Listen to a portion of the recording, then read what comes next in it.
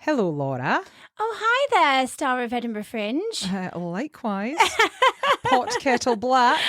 Yeah, we did Edinburgh Fringe, apparently, which is just bizarre because we obviously interviewed Meryl Davis after her Edinburgh Fringe ADHD awareness show last year. That's right. And we never would have thought that we would ever be in Edinburgh Fringe, never mind the next one. Yeah. So that's insane. Surreal. But joking aside, I'll tell you who is an actual star of Edinburgh Fringe. Bloody hell. Is our Nicole. Isn't she just? She is absolutely smashing it. And we're not just being biased because we think the sun shines out of her arse, which incidentally it does, but because it is truly an incredible show that she has created. Yeah, I honestly was bursting with pride. And tears. We were both crying. Yeah. There wasn't a giant in the house. It was... Standing ovation. It's one of these things that I watched it and just looked at it and thinking, like, please somebody pick her up, recognise her, because what she is doing is incredible. The way she articulated how ADHD affects her and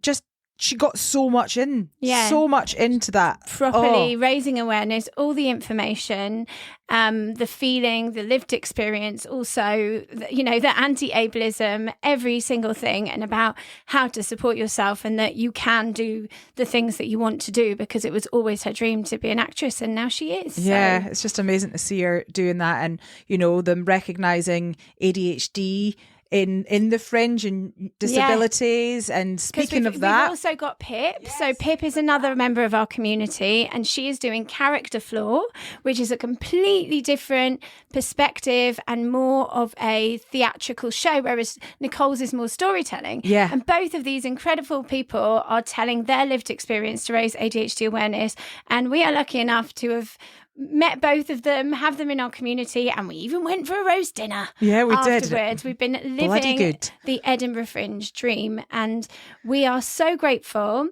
to Nicole for allowing us to collaborate on her special time during Edinburgh Fringe. Yeah. We're so grateful to all of the community members who came to see us, to support Nicole, and who came to this live podcast that you're about to listen to. So thank you to everyone who joined us. We had a hell of a day, 3 events in one day. Yeah. Starting with the live podcast recording, which is from Robin and Lucy. We're so grateful to them. They put on the podcast hour. Yeah, the podcast hour, which is held at Laughing Horse at City Cafe, Las Vegas. It's 25 podcasts in 25 days. Yeah. And we loved it. We had the best time. It was really wonderful.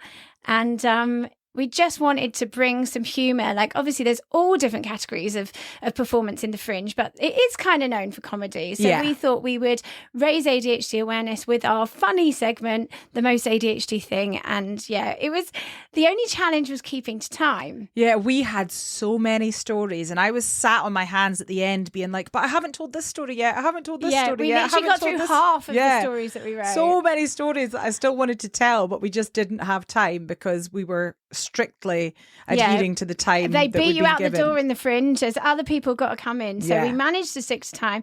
We set a timer 5 minutes before the end. And just when the timer went off, we had a couple of stories that we really wanted to tell. And then we were like, we had to make the decision in the moment. It's like, do we tell the last one? Do we just go to the ultimate most one? And we did. And luckily, we managed it. We got it done in time. We did it. So this, without further ado, this is our podcast at Edinburgh Fringe. Ridiculous. ADHD as females, ADHD AF, ADHD as females, the podcast. Hi, I'm Dawn. Hi, I'm Laura, and we are ADHD AF. Seriously. We are 2 neurodivergent neighbours who moved to the same street at the same time, at the same age, with the same undiagnosed disability. What are the chances? Since discovering the enormous impact ADHD has had on our lives and the horrifying numbers of missed and undiagnosed females, it has become our mission to make some serious noise. We want to use our voices to raise awareness, break the stigma, and share our experiences in the hope that they help others. So join us for a chat, or as it's called up here in Aberdeen, a blether. Trigger warning, we will be covering some really sensitive topics, so please do have a read of the description of each episode before listening. It's important to note that we are not medical professionals, we're not therapists or coaches, we're not qualified to offer advice or support. What we will do is share our experiences alongside resources and information from professionals. We will talk over each other and we will go off topic and forget the point mid-sentence.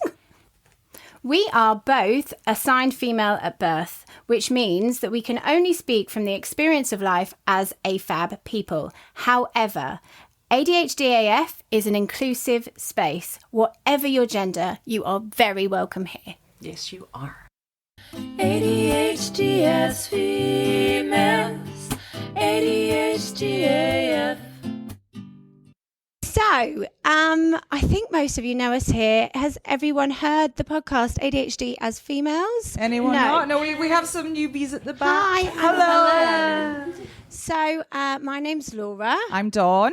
and we are ADHD AF. Yes. So, we started a podcast back in May 2022. Yes. Documenting our experiences on the late ADHD diagnosis roller coaster, because serendipitously we moved to the same street at the same time at the same age. Literally, the first conversation that we had was that we both suspected that we had ADHD, and it was basically a year later that we started making the podcast. Yeah.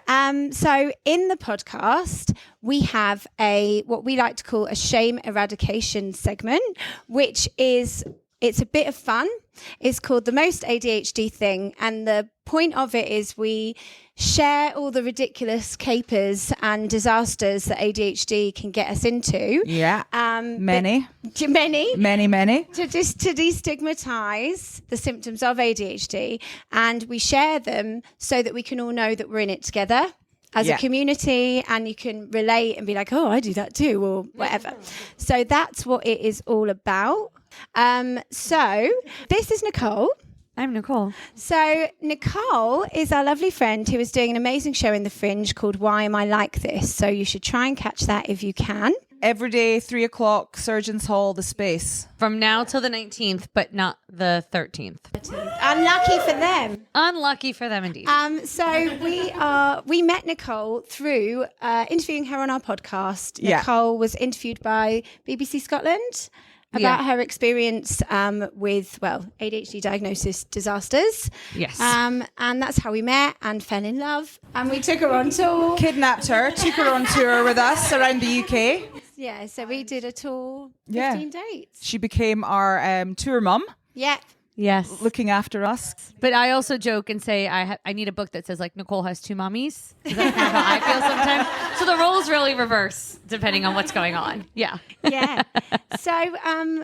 So we should just dive into it, right? Yeah, so we're essentially going to go round the houses, I guess. Yeah, different categories of our most ADHD things. If anybody would like to share theirs, just put your hand up. I know this is a ridiculous thing to say. If you would like to share, try and keep it brief, because they are booting us out the door at 1:30 and we need to get through. So, she says. So yeah, these are just some of our most ADHD moments, and Laura's going to keep us right. We are likely to swear. We might cover some triggering topics. We might get a bit rude. The usual. The usual. But this is a place where we come to unmask and be ourselves and not be ashamed of who we are. Yeah. So, yeah. Yes. All right, shall we? Yes. So I've also set an alarm for 5 minutes before the end. Time blindness, right? Okay, so we are going to start with childhood. So one of my most ADHD things from childhood is that although I am combined type ADHD, I can be really distracted and stuck in my head. And on one occasion when I was a child, I nearly got run over by a milk van. And if you think about it, that is the loudest, slowest moving vehicle on earth. Literally, just in my own little daydream, suddenly stopped, like felt something, looked, and there's a milk van, like there. So yeah, that's mine. Lack of spatial awareness and Lack of everything. spatial everything, different planet. So mine is a story about my knickers. And when I was younger, I lived beside the swimming pool, beside the school. And in the morning, I had to get ready to go to school. And after I got dressed, I realised that, I've got swimming first thing. So I'll get undressed and put my swimsuit on. Go to swimming, come out of swimming, can't find my trainers. My friends have hidden them in lockers trying to be funny. So get them back. Then I can't find my knickers. And I'm like, where are they? So obviously blaming my friends because they'd hidden some of my clothes. What have you done with my knickers? They get detention, held back at lunchtime because they're in so much trouble for not giving me my knickers back. I had to go commando for the rest of the day at school.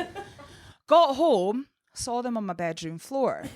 Because obviously I'd taken them off to put my swimsuit back on, but I hadn't put my knickers back on. And they have never let me forget this. But this is just working memory at its finest, or not working at its finest. Yeah. What about you, Nicole? So I couldn't think of one, and I just thought of something. There's too many. But the memory I just had, so that's what we'll go with, was when I was a kid, obviously, my friends, my neighbors and I, we would, play in the woods and all that. And we were really in this like obsessive thing with Native American culture. And we decided there was a big tree and it had really low branches. So we were like, we're going to carve a totem pole out of one of these branches, and our parents are going to be so proud of us, and they're going to think it's so amazing, and we're going to like collectively present it as a Christmas gift. So we did that. I mean, it was probably really shit, but I remember we had like little pocket knives, and we stripped all the bark off, and we like carved those. It was on someone else's property. So one day, this man, it was sort of in the boundary between their space and the other guy's space, but technically, I guess it was his space. So my strong memory is of this old man coming up being like, "What are you kids doing there?"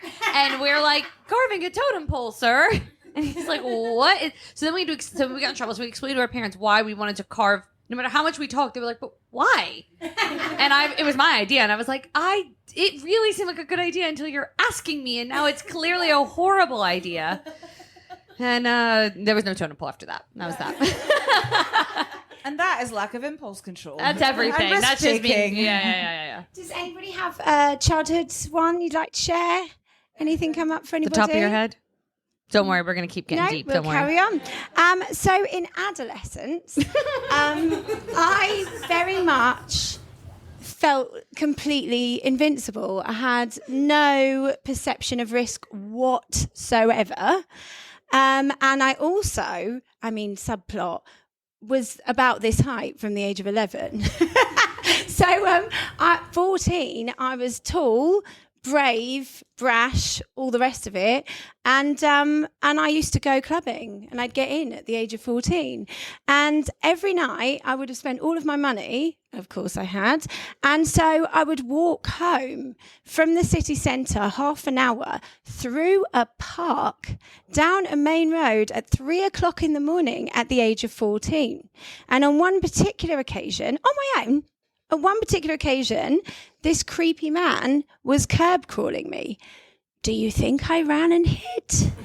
Did I fuck? I literally stood there like, what are you going to do? And what? What are you doing? What are you doing? As if at 14, absolutely no fear, no risk perception whatsoever.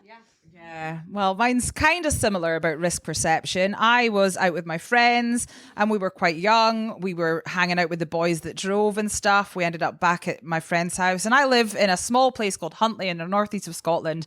And when you go to people's houses, it's normally like 5-6 miles out in the country somewhere random. So we'd all gone back there. My friends were pulling other guys and they were all snogging and gone off in places. And I was left with the joker of the group who thought it would be funny to get his willy out and start waving it around like a helicopter. And I was like, this is what I've been left with. And I was just like, no, I'm not dealing with this. So I just got out of that house and I left and I walked home, flagged a car down, just the first car that came along, hitchhiked. I'm like, you take me back to Huntly, mate. Got back to Huntly, went to bed. Apparently they'd been out looking for me for hours. But how old were you, Dawn? How old were you? 15, 16. Yeah, just hitchhiking in the middle of the countryside. Okay, so that was not me. In this scenario, I'm 13, 14-ish. And I remember very vividly that some of my friends had gone to a house party where, and Laura wants me very specifically to say this, were sucking a lot of dick at this party. Because they talked about it in school. And I remember feeling, and they were like, they were something I didn't go. And I was like, oh, my mom wouldn't let me go. Do you want to know what I did that weekend? I'm like, this is early 2000s. I had a quill, an ink, and I was writing out a glossary of Harry Potter spells so I could memorize them all. Because I was very immature compared to my peers. I wasn't cool. I didn't do anything. That was me. And then I would practice them because I didn't know how to pronounce them. So I would make sure that in my room with my little quill, Wingardium Leviosa. So we're a lot alike, but not fully alike. There's always one. And that is good for ADHD awareness because we are all individuals and all of our symptoms, we experience them very differently. And that just always being a child. I love it. Does anyone have anything they would like to share?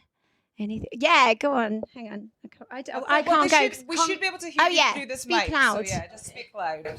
I was getting ready to go into town with my mates one day. I just decided, impulse. I was like, I'm going to go to town and see who's in there.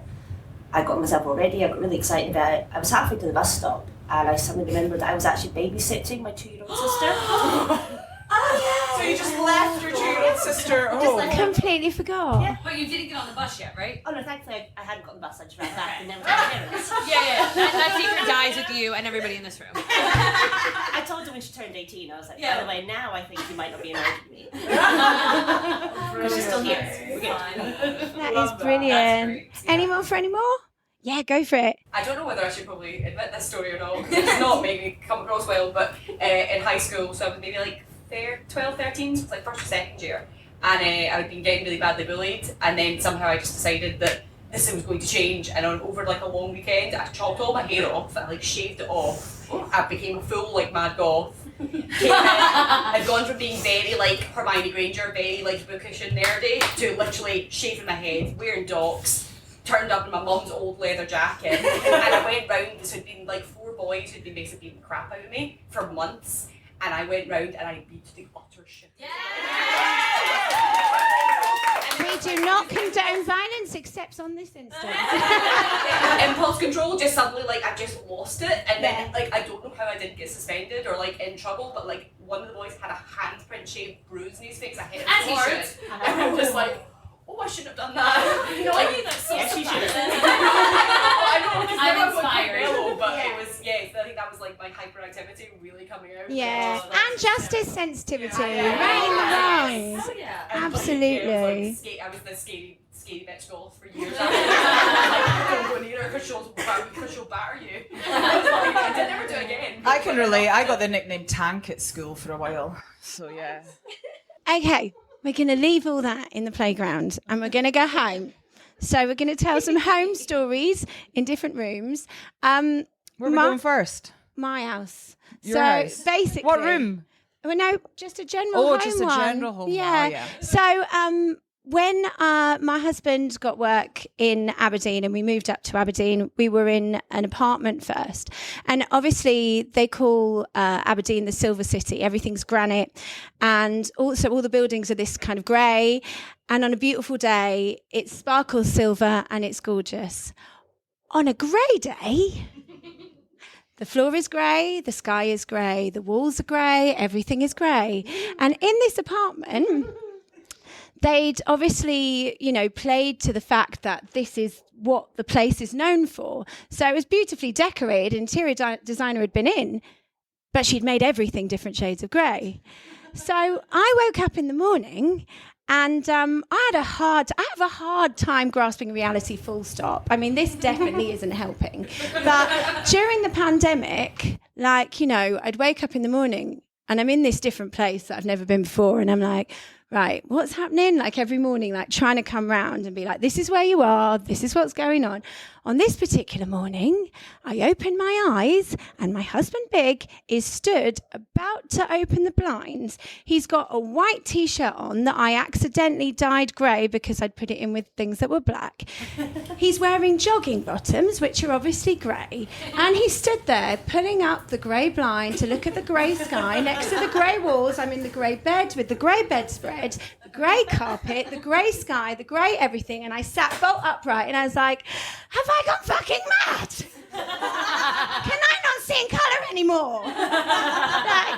Those are my intrusive thoughts. Because it's grey, you're therefore blind. Oh, well, no, I just thought I couldn't see in colour anymore. I'd just gone completely insane. Like a dog.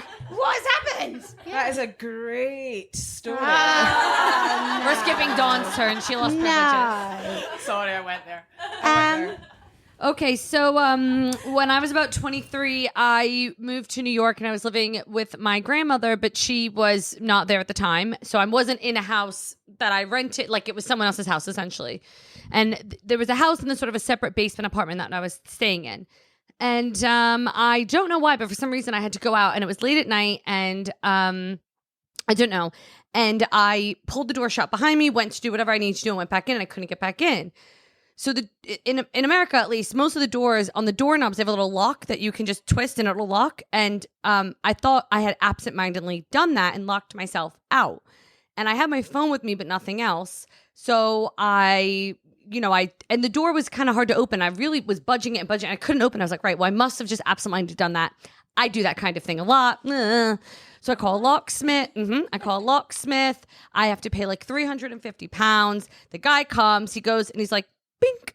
It was just like he made it look like it was like the littlest finger touch. I did not have to make a man come out and pay £350. It was fine. That's my ADHD tax. But the best part is that I was outside in fuzzy leopard print pajamas for like 3 hours until this man came up, already thinking I was a fucking moron because he's like, why is this person wearing this? And then went, it was never locked, babe. You just have to push the door. Oh, man. Good for me. So yeah, mine's a key story as well. Oh God! But not locking myself out. Essentially locking myself in. I have this ability to put my keys down when I walk into the house and not use the key hook that is directly in front of me as you walk in the door. So yeah, I come in and I'll put my keys down and just. I'm not consciously thinking about it, and so that as soon as it's done, those keys don't exist. And I'm notoriously late because I'm always looking for my keys. That's the last thing I'm trying to find before I go out of the house. So I have found my keys in the fridge. I have found my keys in the bathroom sink. I have found my keys under the sofa, in the cat bed, like in an array of places. Just this inability to use the key hook that is there in front of me. Or just put them in the door and behind you. Yeah, every time. Just, keys. But the other day... Oh, the other day? You couldn't find them because you didn't look. Oh, yeah. That was the whole point of this story, right? Yeah, so the other day I couldn't find my keys because I looked everywhere for them, apart from the key hook where I put them. So, yeah. Yeah. Does anybody have any they'd like to share? Yes. On the subject of keys, so I got a new shed, a garden shed this year, and I came in with a set of 2 keys, and I put the one I was going to be using on a lanyard, just so I could just either hang it on myself or hang it on a hook near the shed, and then it disappeared one day, and I was like, shit. And I've only got one key left, and I was like, I really don't want to take it because it's only... I'm going to have to break in if I lose that key. And I've been doing trying to do veg patches and stuff. So I was like, it's probably in one of the veg patches. I'm just going to pull it up with a carrot one day. Or I'll find it next year or something. So I waited like 2 weeks and I was like, all right, no, I haven't found it yet. Actually, I think it was 3 weeks. So I went to Morrison's, got a new key, got 2 new keys made. Smart. Then I put the washing in and I found the key in the pocket after I pulled it out. Oh, shit. Yeah. I'm the keys for the shed now. But you know that if you hadn't have got another one cut, you still wouldn't have found it. Yeah. Just on the subject of forgetting, nothing to do with keys, I've put a sign on the back of my door saying "Stop fucking forgetting" with like, so I can put a list of things that I need to remember. I forget to write on it.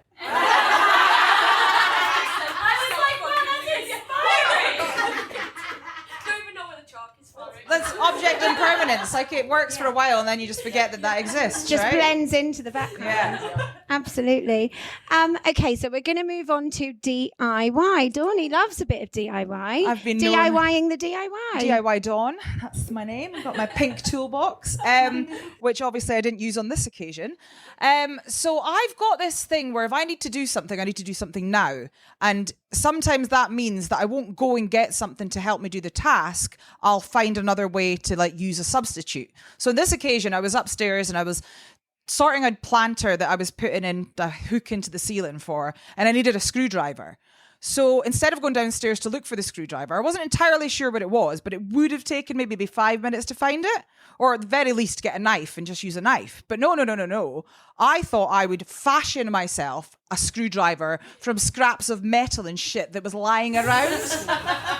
And I sat for about 20 minutes trying to get the screwdriver. It wasn't working, and the metal was like, too malleable, and it was moving and stuff. Eventually, I had to get up and go and get the screwdriver that I needed in the first place, and it took me twice as long because I couldn't get the brain capacity just to go and get the screwdriver. So good. So when I left the grey house of greyness and we moved into our own place where I'm neighbours with Dawn, the grey ordeal meant that I'd really hyper-focused on making this house really colourful and exciting and everything. It is beautiful. I just want to say, beautiful. I spent the entirety of the rest of lockdown looking for every single detail. And then by the time we got into the house to do it up, I was so excited. I ran in like a Tasmanian devil and ripped up every carpet, every fixture, I was absolutely convinced that we were going to decorate an entire house in 5 weeks. Anyway, you're not just decorating, you had fireplaces to pull out everything. I don't know what changing rooms start nonsense to finish I thought. in 5 weeks. Yeah, honestly. So then, ripped up every carpet, worked so hard, like getting all the wood chip off the walls, that eventually I became fatigued. I was really tired. My hands were cut, whatever, and suddenly look around me and realise that there isn't a single thing to sit on that's soft. Apart from I'd managed to leave one carpet in the spare room, so every time I got tired, I had to just go up and lie on the spare room floor because it was the only thing that was soft. But what's funny about that is that same carpet remains, because the thing about hyperfocus is that it wears off. So we've done every single room in that house apart from the spare room, and we probably never will. No. It is a very soft carpet. Very soft. Staying in that room. Stay there. Yeah, absolutely. Yeah. Oh, Christ. So basically, I'm a moron. When I was 20, it was the first time I was living in a flat, and I thought I could do something special, and the spoiler said I can't. So I went to this hardware store. I was like, wow, I have my own space, and I wanted to do what Laura did, but I'm not good at that at all. And so I went to a B&M kind of place, and I got a bunch of, when they mix up paint that's like oops, and you can get like a wee one for like £3. So I got a bunch of those, and I was like, I'm just gonna paint a mural. I have zero skill, talent, ability, knowledge. I know nothing about color theory now, definitely didn't 13 years ago. I will find a picture. I will send it around. It's horrendous. It's literally like a child's like cloud, sun. And I really thought I did something. I remember showing my friends, and they were like, you did this on purpose? And I was like, I missed something. Then I saw this thing online, and it was this woman had painted like picture frames, like the frame, and then you could stick, and I was like, cool. So I did, I found the blackest of black paint. Fine. Then I have to move out of the flat, and you have to obviously paint over everything. The other stuff was pastel, ugly, but pastel, so it wasn't so bad. I could not paint over this black paint. So it's the night before we're leaving. I didn't think about it till I'm like, okay, last thing you do is paint the room. No, that's not the last thing you do, FYI. So I get my boyfriend to come over and help me, and I just remember we had it's like hot as hell in America. We had 2 fans going, so we could paint a coat, and then it would dry because I just couldn't get the black all night, for hours and hours and hours, and I still lost my security deposit actually because you could see the outline. Because I have no talent, no skill, no ability, and no idea to know that I don't have any of those things. So, kitchen. Is that where we're going? Oh no. Oh yeah. There was more to this story. I forget. Working memory. Yeah, it was on the whole obsessive kind of thing and not being able to stop, like Laura was saying with the house, is I was organising, because one of the things that I like to do is organise, but yet never be organised. And I was sorting out my art collection stuff, and I was sharpening all my pencils, coloured pencils, which I have a lot of. And I sharpened them, obviously, because I wanted to organise them and put them in the box. So they all needed to be sharpened, throw away the ones that weren't working, etc. And I sharpened them, and I could feel my hand getting sorer and sorer and blisters appearing on my hand. But because I was hyper-focused and couldn't stop, I had to finish and sharpen every single pencil that there was, so that I could finish the task in hand. That you could live your life. Yeah, so that I could move on. And I've not touched those pencils since. I love that story, but I was actually thinking more about paint. Oh. Is that... Painting. Oh, for fuck's sake. That's... Wrong story. We're very professional. I'm like, very professional. Yeah, this was someone else. I read paint, but it's I read pencils, but it's actually paint. Oh, I've got terrible handwriting. Is the moral of the story? This was on from B&Q. I was in B&Q getting paint for a project that I had, and I accidentally dropped a tin of paint in the aisle that just kind of went everywhere. But obviously, being embarrassed and shameful of my clumsiness, I kind of just walked to the end of the aisle and kind of looked around because I wasn't sure what to do. And someone working there kind of walked past, and I was like, somebody's dropped paint up in that aisle. And the guy turns around and kind of sniggers, looks at my feet, and then just goes like, I'll sort it out. My feet are covered. It was blatantly obvious that I was the one that had dropped the paint. Oh, I love it. Right. Any DIY stories for us? 20 of them. You can't tell the one I think you want to tell because I'm going to tell it. So I had a Mark I Golf Cabriolet, which I bought and had for a couple of years and just didn't touch the thing. Right? I drove it once and then it was beautiful. Lovely car, right? And then COVID happened. We were in Norfolk, weren't we?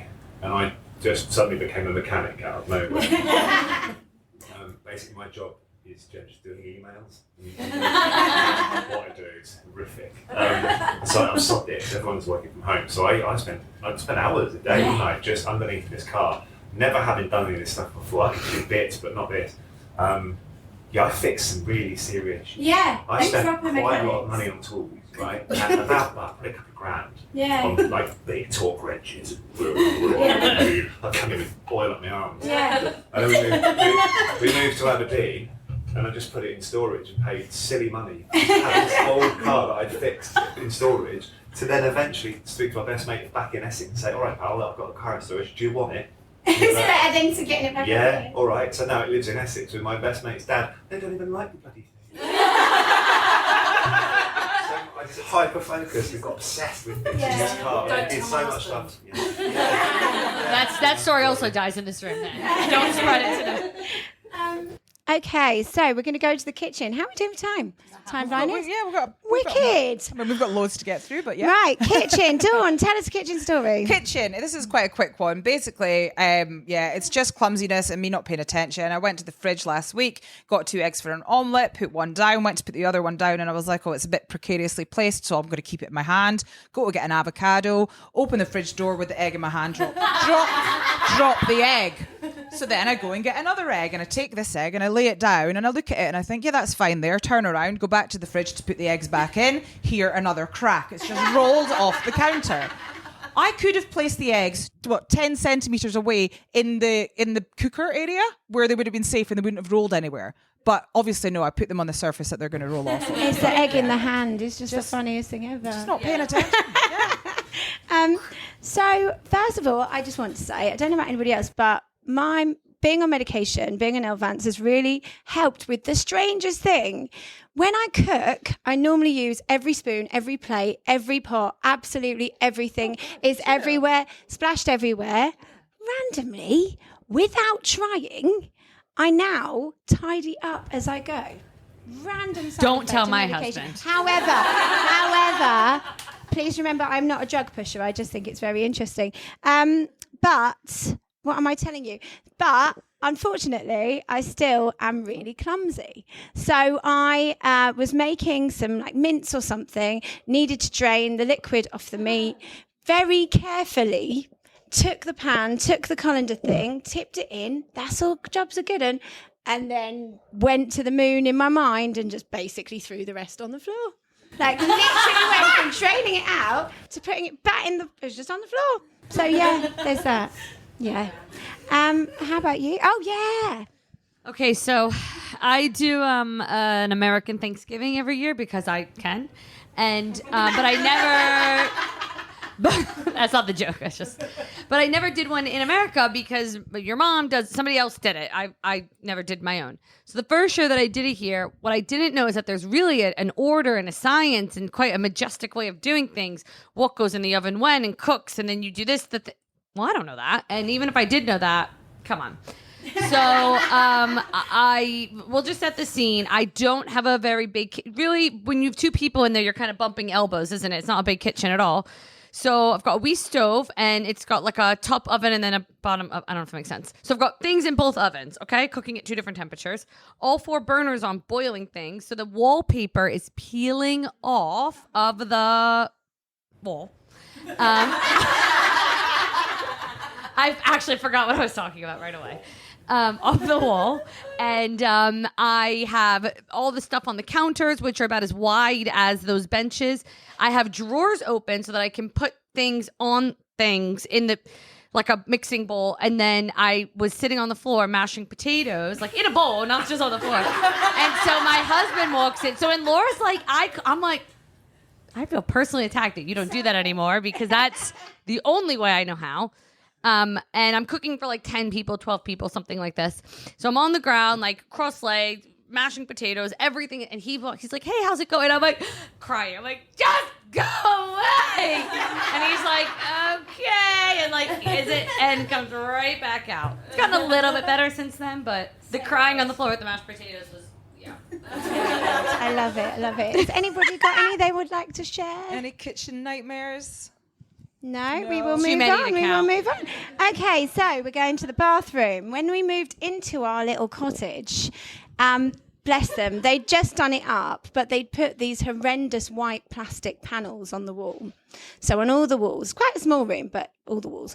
So big, took them off the wall, and then we had these bare walls, like not with wallpaper or anything, like scruffy walls, right? And I really like herringbone. My hyper focus on like what dream home, what would I like? So I've been looking at all this herringbone tiling. So I got Big, who had never tiled before, to herringbone an entire room, ceiling to floor, on higgledy-piggledy walls. So basically every single tile was bespoke. The poor man literally was seeing in herringbone pans when he blinked. And it didn't occur to me until after it was done that actually normally in bathrooms you only just tile above the sink. You don't need to do all of the walls. We could have just plastered them or painted them or done anything. It just didn't occur to me. The walls are blank. I'm like, tile it. And yet you did it. You're really good at tiling, aren't you? And it is a beautiful bathroom. It is a beautiful bathroom. It is a beautiful bathroom. So yeah, I suffer from task paralysis. That's one of like my biggest issues with ADHD. And my thing in the bathroom is getting stuck in the bath. Now, not physically stuck, but I just go in and I can't get out. Part of me doesn't want to get out, but also I can't. So I think my longest bath's probably been about 4 hours. And I'm not making it up. On average, they're usually around 2.5, 3 hours long. I get in there and it's like, I let some cold out. Basically, my feet become, the operations at the bottom. So letting the plug out, putting the plug back in, turning the tap on, a little bit more hot. And I can sit and do that for ages. And it's essentially where I got my ADHD paperwork completed because it's a struggle. If anyone's filled out the assessment paperwork for ADHD, I'm sure you understand it's a lot of information you have to give. And for someone with ADHD that can't focus on boring tasks, it's a hard form to fill out. And so I knew that if I was in the bath and I was stuck there and I didn't take my phone and I had nothing else to do, I would be forced but to do this paperwork. So 3 hours I sat in the bath doing my ADHD assessment paperwork and I got it done. Yeah. It was a bit soggy, but I got it done. So when I first went to uni, in America, I was at a very small, very religious university. And a lot. So I was in halls. It was all girls, and they were very, very conservative people in every sense of the word. And so a lot of the girls would go into the bathroom to like get changed into their clothes because they felt uncomfortable changing in front of your roommate. Not me. Not because I'm so confident. It did not occur to me that I should feel some type of way. And I didn't really understand. I was like, that's a weird thing. I was always walking around like in my underwear. I would like go like be like, hey, can I borrow your shirt? Can I just like all the time? And I will never forget one time this girl was in the shower and I was talking to her and the curtain was there and she was like, oh, I forgot shampoo or something. I was like, I have shampoo. So I just opened the curtain and like gave it to her. I mean, like I wasn't like, I was just like, oh, here you go, like quick. And her face I was like, what, something happened, but I couldn't figure out what the thing that anyway, because look, we know each other, we're friends, we're not strangers, we've known each other for months at this point. Like, anyway, I wasn't very popular. So, bedroom. I've got a quick one. So the other day, our cat is a strange little Ziggy cat. She's a strange cat.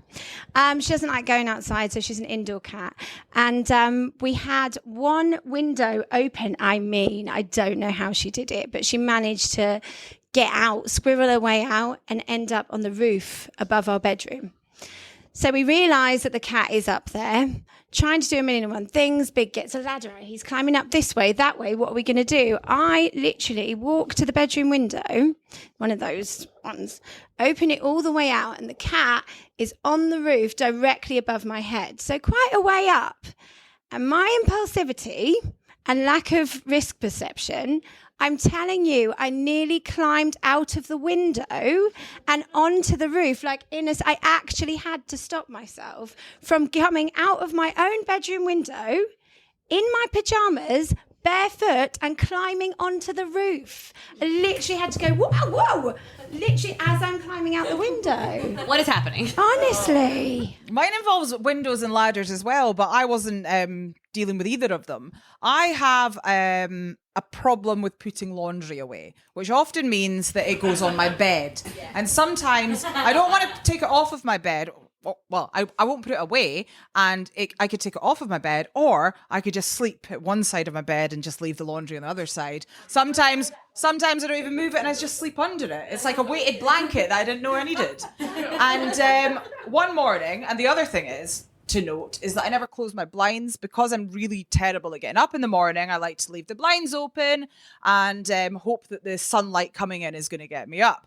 So I'm lying in bed, just sleeping, and the next thing I know, I hear noise, and I'm like, what's going on? Open my eyes, and I've got the window cleaner staring at me, and I'm lying on my bed with this pile of clothes on top of me, just being like,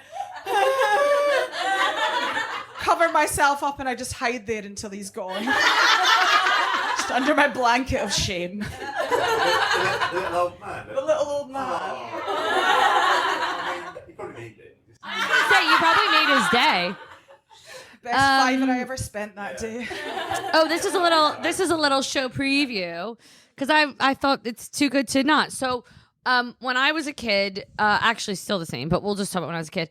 I would have to go clean my room, and I would start, and I would have this really grandiose idea of what I was going to do to clean my room, and I would usually end up being more messy than when I started cleaning my room.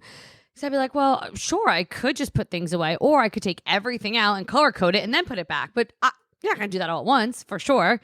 And so a little show preview would be that when my parents would come check on me, they would, open the door, be like, hi, Nicole, how's your room going?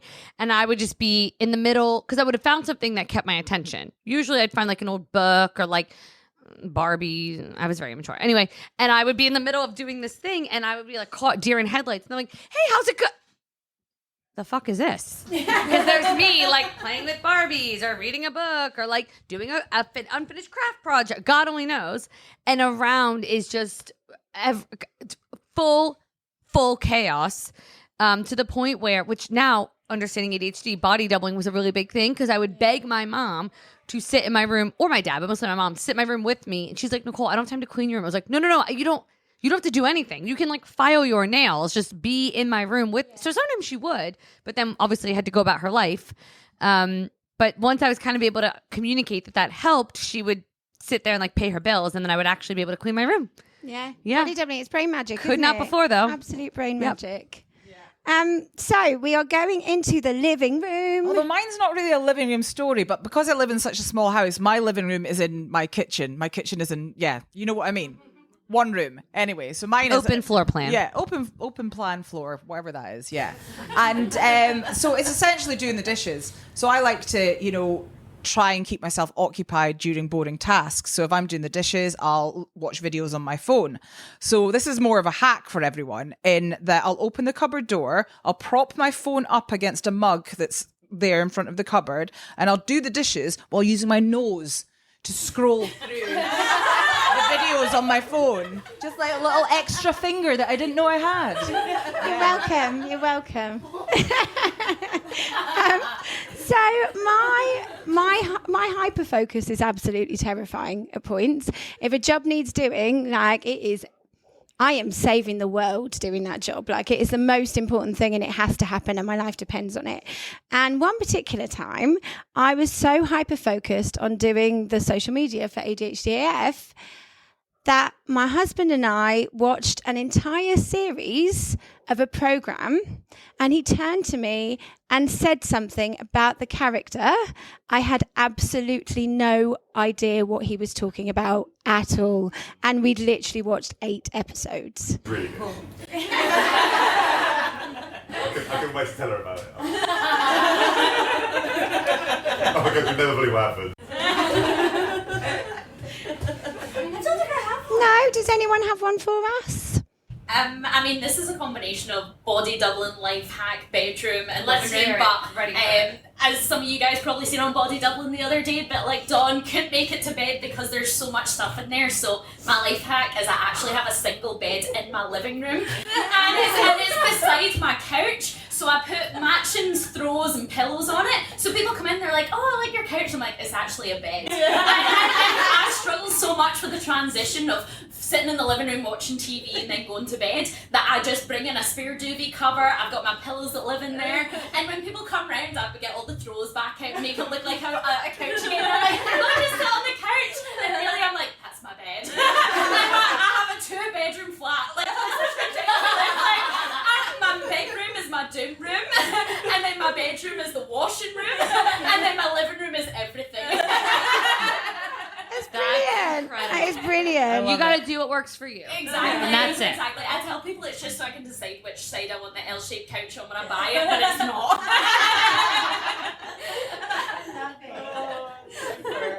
So we've got stairs here. Tell us the stairs story, Dawn. Stairs, hallway, yeah. So basically, I bought myself one of these little wooden post things to put your post in when it comes through the door, which is the most pointless thing ever, really, because what happens is the post comes through the door, I open the letters that are interesting to me, and anything else just gets put in this post thing, which eventually gets used for lighting the fire in winter time. So essentially one day I was just like, I'm sick of this because it fills up and it's just being used as a bin, really, and I don't see the point of it. It looked cute, but it's absolutely pointless. So one day I was just like, no, I'm done with it. So I took the whole thing and I just put it in the fire. Like, I was like, yeah, I'm over it.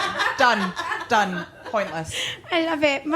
Mine is really ridiculous, and I'm going to try and keep it short. But as I said, I do struggle a bit with the old reality, right?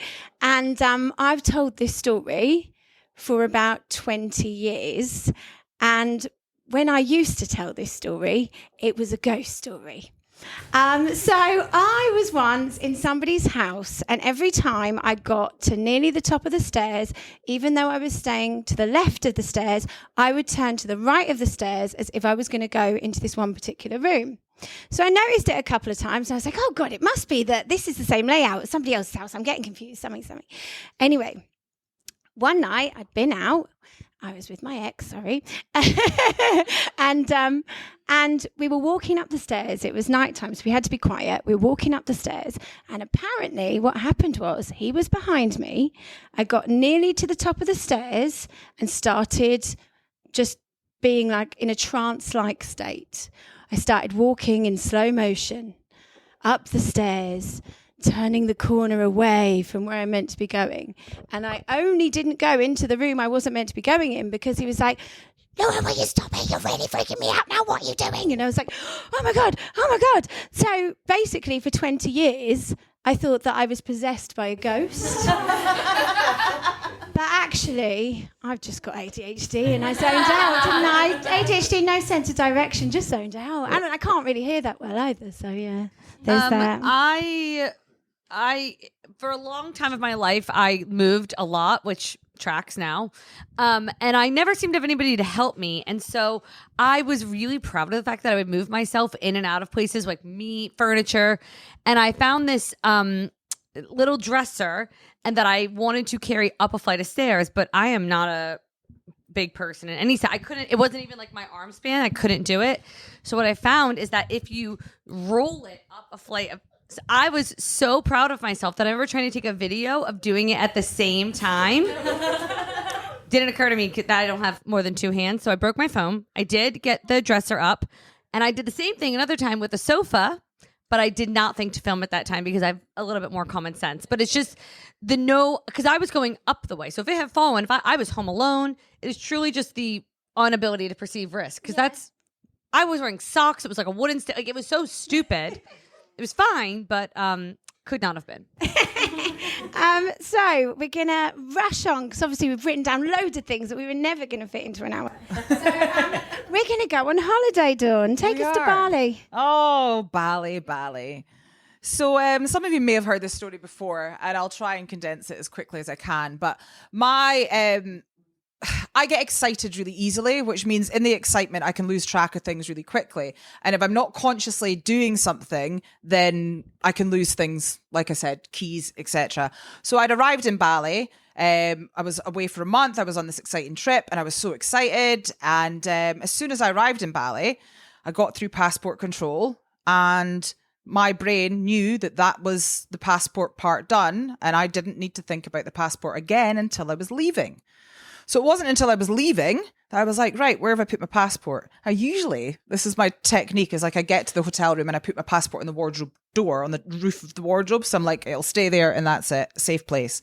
So I went on top of the wardrobe and I'm like, it's not there. And then I'm like, wait a minute, when did I have it last? And I was like, oh, well, when I arrived. Oh, but I was really excited. And literally no idea what happened to it. And I lost my passport in Bali.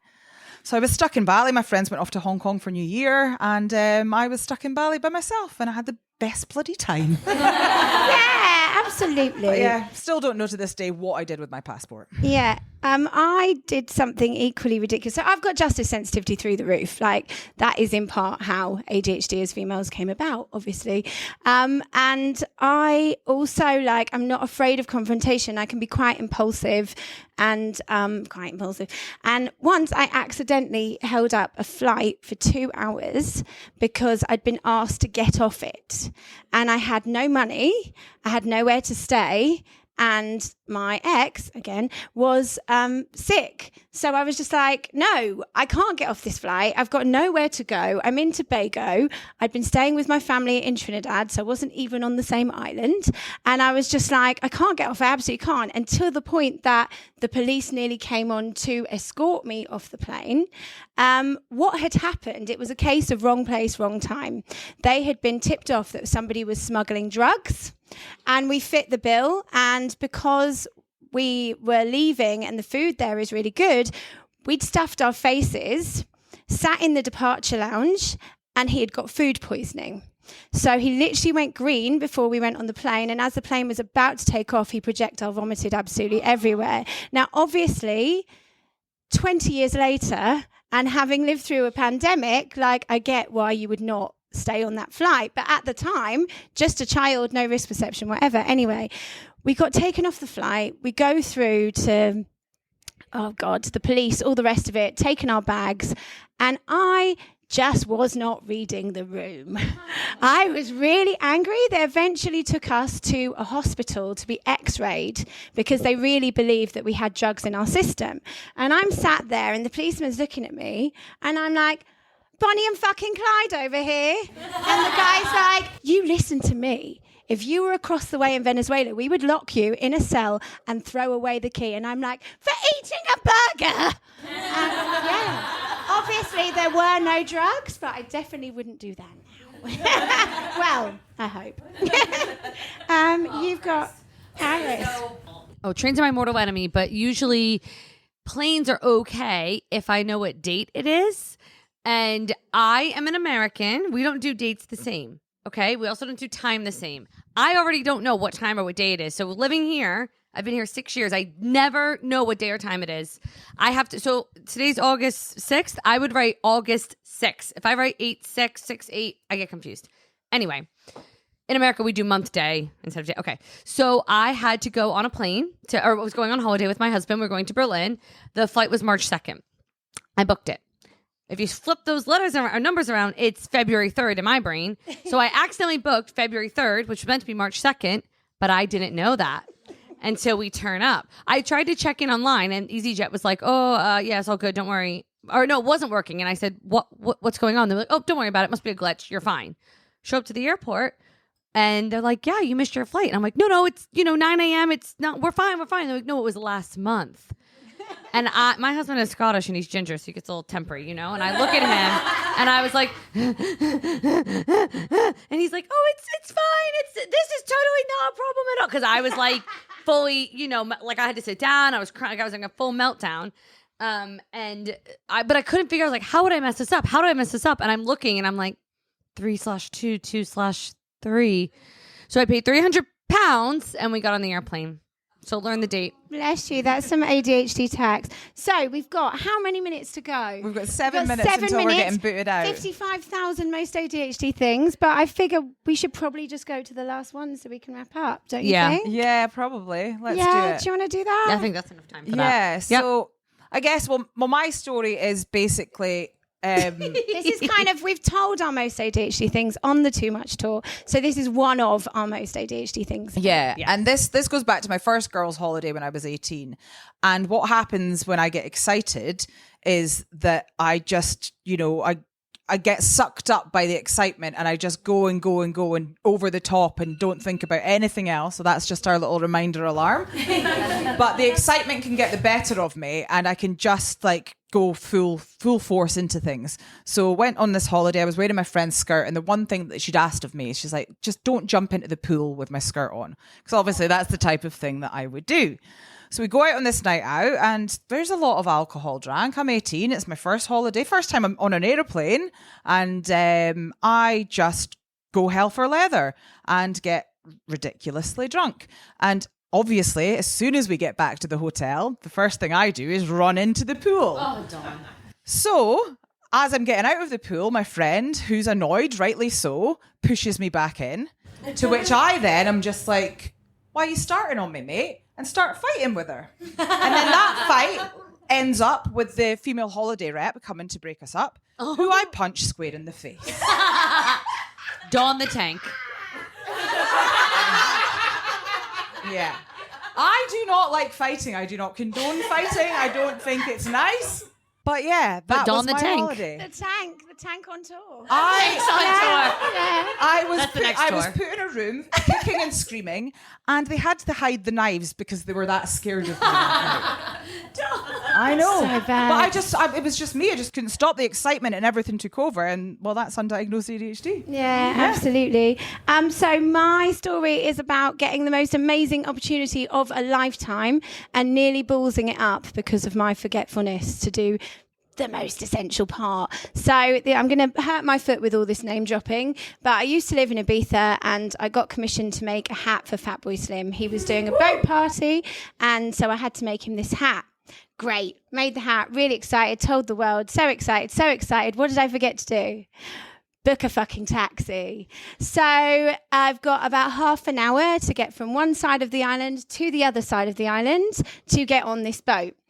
And I cannot get a taxi for love nor money, and I can't drive, right? So I'm like, okay. Ring my friend up, bring her up. And listen, you have to pick me up, and you have to get me to the other side of the island right now. So we drive, we get there, pull up, screech the brakes, park up, and fucking run. Like, run to the jetty at the speed of light. I can see the boat ahead of us. And running. It's like something out of a film, literally, the two of us pegging it down San Antonio. And literally, just out of the corner of my eye, I see this little flash of tropical print. And I put my heels down like a cartoon, just went, I think that's Fatboy Slim. And we turned around, walked back up, and we're like, here's your hat. He's like, that is the fucking funniest thing I've ever seen in my life.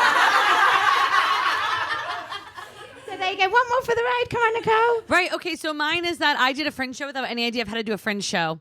And I always would love to do this sort of thing. And I always thought I could never do anything. An actress. Yes, I always wanted to, but you have ADHD. What can you possibly accomplish in your life? Says Nicole, who is doing things now, but didn't know I could. So last year, I saw a lot of Fringe shows. I live in Edinburgh, and I thought, wow, a lot of these are really shit. Some of them are incredible. Most of them are pretty good. But most of them, you leave and you're like, that's pretty good. And that mold in my brain. And then the registration opened up. And I thought, what if I did a show? So I called a venue. I said, I have a show title and a blurb. I have nothing else. And they said, okay, works for us. Sign a contract. Give us like $1,000. And I said, sure, that sounds reasonable. And I did. And I booked that in mid-February. And I didn't finish writing the show until 1 week before opening night. And now I'm doing it. And it's on in like an hour and a half or something. Yeah. So if you're joining us, you're in for a treat, because Nicole's Why Am I Like This is absolutely incredible. It really is. It really, truly is. We're so proud of her, and we're so grateful to all of you for coming out to see us today. Yeah. And for the podcast hour for having us. So thank you so much for coming. Yeah. And Woo-hoo. Yeah. That's it. I think That's everyone should win a prize. Yeah, I know. Yay, thank you very much. ADHDS females, ADHDAF. That was Edinburgh Fringe. We just did a show at Edinburgh Fringe. We did, and we loved it. And then we did our... Oh God, my brain's falling out of my head. Then we went to see Nicole's show, Why Am I Like This? At the Space Surgeons Hall. And that was the third time we've been to see it. Yeah. I cry every time. Yeah. It's also hilarious. So it is running at Surgeons Hall, the Space, in Nicholson Street, Nicholson Street, Edinburgh, until the 19th of August. Except the 13th. Yeah. And that's it's at 3 p.m. 3 p.m. And honestly... And it's selling out. Yeah. It's selling out. She's got 5-star reviews, and rightly bloody so. So if you can get yourself to Edinburgh, you have to go and see this show. Our girl is just the best. Yeah. We love her. Go see it. So after we went to see her fabulous show for the third time... Yes. We then did a talk back with Nicole at Royal Scots Club. We did, and it was brilliant. It was really, really lovely to connect to everybody. It was quite emotional. Yeah. Somebody said that it was so much fun whilst also being heartbreaking at the same time. Yeah. I think that might be my personality written down. But it was wonderful to connect with everybody. We had a great time. We didn't really know what we were doing. Well, it was a Q&A. Yeah, so it was just a bit of an open floor kind of chat with people, and it kind of just, I guess with everything, is once you start, it kind of starts to flow, and it did. It really flowed, and it really became a lovely conversation with a room full of people who were open, understanding, listening, sharing. And who just get it. And predominantly full of our community members. Yeah. And we are just having such a good time in the community, like really supporting each other, building friendships, connections, networks, and we're doing so much fun stuff. Like we're meeting up next weekend as well, and it's just wonderful to see that grow as it has. So we're super grateful to our community members who are all legends, and we're super grateful to everyone who's, to Nicole for letting us be part of her amazing for putting dream. us up in her house. Yeah, it's been so wonderful. And we also did another live podcast, which was our first ever one, which was in Aberdeen, but we need to spend a bit more time with that one because we didn't quite manage to keep to time on that one. We wanted to keep that podcast to an hour and a half. We've got an hour 50 worth of audio for me to go through. So that'll come soon. This one's slightly shorter, which means obviously it didn't take us long to edit. And I will get the other one edited very soon. It should be out next week. All Fingers going crossed, well. Yeah. But what we really, really need to say is please, please, please, can you get behind the Access Denied ND campaign? Yes. So there are 10 days to go, and there is still just short of £1,000 to raise. Together, we can raise those funds. I fully believe that that's going to happen in the next 10 days.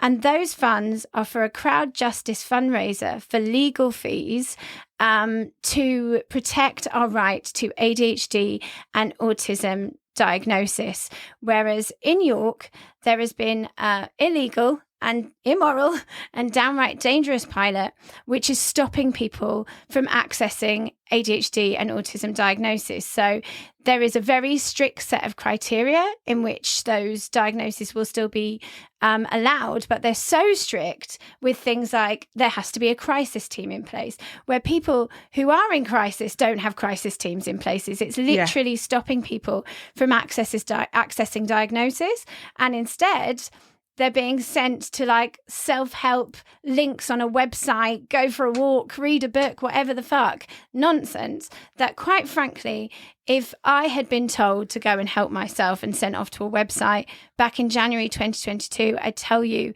without doubt, I would not still be alive. Yeah. You know, it's that serious. Yeah, ADHD diagnosis is life-changing and oftentimes life-saving. And we really need you to get behind this campaign. We're not in York. No. We're nowhere near York. But the point is if they get away with rolling out this pilot, then this could be the case all over the UK. So as a community, we have to get together and use our voices. And if you can pledge as little as £5, and if you don't have the money, you can still help by sharing. You can share your experience, so either what diagnosis has meant to you or what it would mean to you if you were able to access it on your social media with the hashtag AccessDeniedND. And you can also just share the campaign. So it's York Disability Rights Forum. The handle is York DRF. Yes. I think I've got that right. You can speak to our Kat Owens, Canny Campaigns, who's right behind it. Yeah, link in our bio for all the information. There's 10 days to go as of today, Tuesday the 8th of August, to meet that £5,000 target. They're currently sitting on £4,078 with 164 pledges. So we know that there's other people out there that can help. Just a £5, please, please, please. We've backed the campaign ourselves individually and as ADHDEF, but we've also collaborated with the incredible designer Working Class, who has created a stunning piece of jewellery, which is a gold mirrored, I can't think of the word, acrylic leopard pin with hanging down. It has a neon orange ADHD awareness ribbon. Yeah. And £7.50 from every single one of those is pledged directly to the campaign. Yeah. And because we are the Leopard Print Army and we want them to hear us roar. Yeah. So come on, community, let's get behind this. We've got 10 days and we can make change happen. We have to support each other. Yeah. So link in bio, check it out, pledge. If you cannot pledge, please share. Please share, because shares are important. Yeah, please do. And go see Nicole's show because she's a superstar. Yeah. That's it. That's it. That's it. Let's shut up. Let's shut up, and we'll be back with next week with the next live podcast. Yes. Which was filmed before this one. But you know, that's the most ADHD thing we've done this week, right? Yeah, exactly. Bye. Big Love love. you. Bye, bye, bye, bye, bye. If you are finding this podcast helpful and you're in a position to do so, we are asking that you help us by signing up to our Patreon. In pledges starting at just £4 a month, it will give you access to our We Are ADHD AF community forum, in which we are both active members and we all support and learn from each other. You will also get access to behind-the-scenes content, exclusives, offers, blogs, vlogs, the works, everything in the kitchen sink. Your pledge will also mean that we will be able to continue to put out weekly episodes of ADHD as Females, the podcast. Alternatively, if you would prefer just to make a donation, you can do so by visiting buymeacoffee.com/ADHD as Females.